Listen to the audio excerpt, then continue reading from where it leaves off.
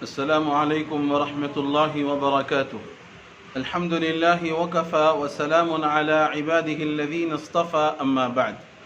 محترم ناظرین، قابل احترام سامعین، رمضان المبارک کے گزر جانے کے بعد متصلاً ہمارے دیار میں بلکہ پورے مسلمانوں میں یہ بات رائج ہے کہ وہ شوال المکرم کے 6 روزوں کا اہتمام کرتے ہیں۔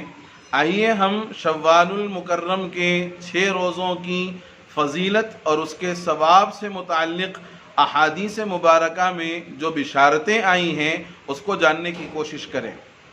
حضرت ابو ایوب انصاری رضی اللہ عنہ سے روایت ہے کہ رسول اللہ صلی اللہ علیہ وسلم نے ارشاد فرمایا کہ جس شخص نے رمضان المبارک کے روزے رکھے پھر اس کے بعد شوال کے 6 روزے رکھے تو ایسا ہے جیسا کہ اس نے پورے سال کے روزے رکھ لیے۔ مسلم شریف کی روایت ہے۔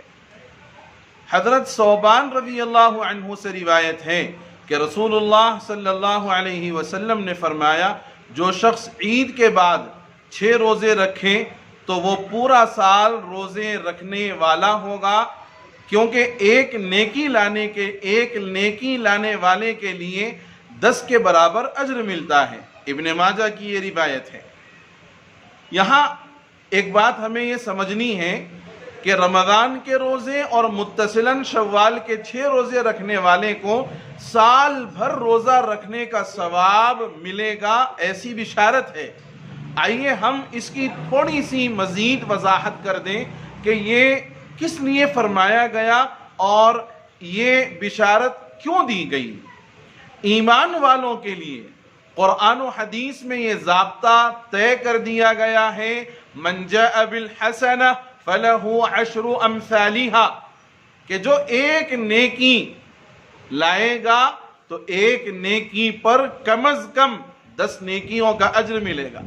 اسی ضابطے کے تحت ایک روزے پر 10 روزوں کا اجر حاصل ہوگا، لہذا جس نے رمضان المبارک کے روزے رکھے اس کو 300 دن یعنی 10 مہینے روزہ رکھنے کا اجر ملا۔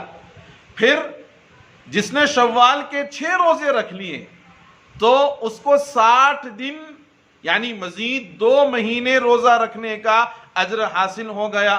گویا کہ اس نے سال کے 12 مہینے روزے رکھ لیے۔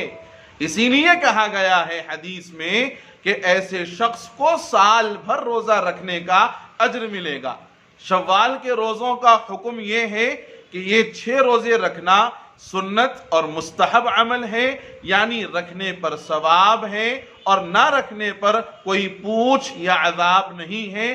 ہمیں کوشش اس بات کی کرنی چاہیے کہ چونکہ لاک ڈاؤن کی وجہ سے ہم لوگ ابھی بھی گھروں میں ہیں تو بآسانی جب روزہ رکھنا ممکن ہو رہا ہے تو جس نے رمضان کے روزے رکھ لیے ہیں تو وہ کوشش کرے کہ وہ شوال کے بھی 6 روزے رکھیں تاکہ وہ اس بڑی فضیلت کا اپنے آپ کو مستحق بنا سکیں۔ اللہ ہم سبوں کو توفیق عمل نصیب فرما دے، آمین۔ والسلام علیکم ورحمۃ اللہ وبرکاتہ۔ السلام علیکم ورحمۃ اللہ وبرکاتہ۔ میں اپنے تمام ناظرین اور سامعین سے درخواست کرتا ہوں کہ وہ ہمارے یوٹیوب چینل میسج آف اسلام کو ضرور سبسکرائب کریں، لائک کریں، شیئر کریں اور اپنے سوالات کمنٹ کے ذریعے ہمیں بتائیں۔ ہم آپ کے سوالات کا جواب اگلی ویڈیوز میں ضرور دیں گے انشاءاللہ۔